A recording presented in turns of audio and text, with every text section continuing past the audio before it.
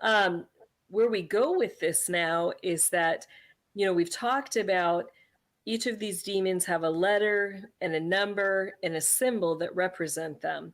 So we're going to start to get into these symbols. And someone has famously said, symbols shall be their downfall. We're talking about prideful fallen angels and prideful humans that believe, that they have, or that they are God. They believe they've attained the highest level of enlightenment, and they refuse to believe that there is a creator God. Um, so they cannot help but mark their territory. Like, they have to stake a claim in their domain. Mm-hmm. So how do we see this? We see that they put up symbols. Those symbols could be, flags. It could be, you know, symbols that represent a business or a government building, things like that. What we're going to be learning from these symbols as these beings mark their domain, what they do with their symbol, that symbol is going to be a decipher code. And it's going to tell you three things. It's going to tell you what territory they're over. It's going to tell you who rules that territory, both in the physical realm and the spiritual realm. And it's going to tell you the song that governs the main spiritual gate in that area. So this is one of them. Again, if we think back to that very first image that we were looking at, I kind of said we had three clocks. You've got that inner clock that had, the 9 spiritual gates, the 9 major demonic generals that ruled over it. Then you have a middle clock, and that's going to tell us who the commanders are and the archangels. And then you've got the outer clock, which is going to tell us locations. Okay, so I'm gonna kind of help and walk you guys through this here. So as we look at this image, right in the middle, we notice, again, remember, think of that diamond shape, okay? And think of the points that were on that diamond shape. So we've got this arrowhead at the very top of that point. What principality was that? That's Avedon. So Avedon is the head demonic general that oversees this territory, okay? Or program, project, whatever you want to call it. Underneath him, you also are going to have Azazel and Thoth. Those are the bottom points of that arrowhead. Wow. Okay? That ring with the earth around it, that represents Saturn. Now, that's a name that the occult uses for Satan.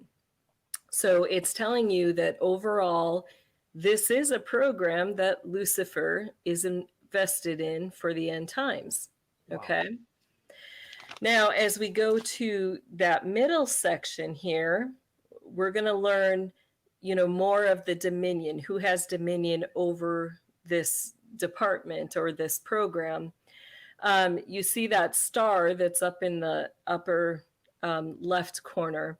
Yep. That represents the archangel. Now, remember, we're in the spiritual, physical world. So you have both angels plus demons that have dominion over these areas. So what angel has dominion over this? That's going to be Gabriel. Okay?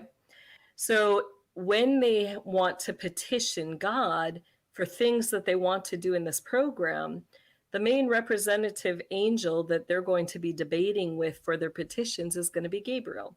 So anybody, who's at these higher levels who sees this, they're going to understand, that when they want to petition, they got to fight with Gabriel for those petitions that they're asking or requesting of God for. As you start to look out now, you see like the star clusters. Now, again, think of the clock. Where are the clusters located? You have a cluster that's located at number 4 and one that's located at number 10. Okay. Mm-hmm.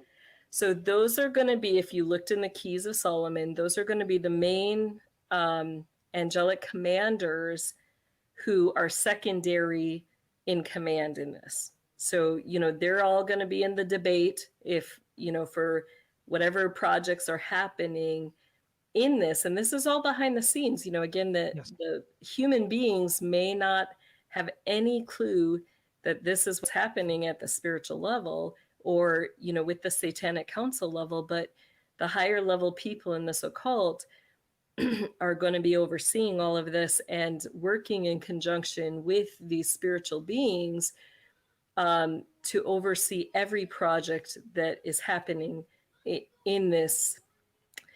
Now, as we look at these outer layers, okay, you'll start to notice as you look at the symbols, whether it's a business, wherever it is, you may see these outer markers. And the importance of those, especially if it has to do with governments, if it has to do like with flags over countries, what those special markers in that third area are going to tell you are locations on a map. So it's going to tell you where those beings or occultic people, where they have their headquarters, where's their main base of operation. So it is distinctly linked to the dumb bases. Wow. So for this program, the main headquarters are going to be in the upper California bases and the northern Florida military dumb bases. So, anybody looking at this is going to, who's in those higher levels is going to understand this. And, so they're going to also know then what spiritual gates they can get access to. Okay. So, if you go to these headquarters, you're going to have access to, gate 10 where Avedon is, out of those immediate major gates. You're also going to have, access to the gate that Thoth and Azael oversee in, of those major gates. And then there's 2 minor gates that, numbers 4 and 10, that those are going to connect. So, you could, it shows like if you're thinking ley lines on the earth, those ley lines are almost like, like subway travel between the spiritual gates. So it's going to tell you that there's horizontal access, from that top gate where Avedon is to that gate that the demonic commander number 4 operates. So, if people want to go to that Florida base and they're at gate 10, they're going to just travel to gate 4. And then from gate 4, they can get to that Florida base through the spiritual gate there. And all that's, horizontal travel. So that's the major things to understand with that.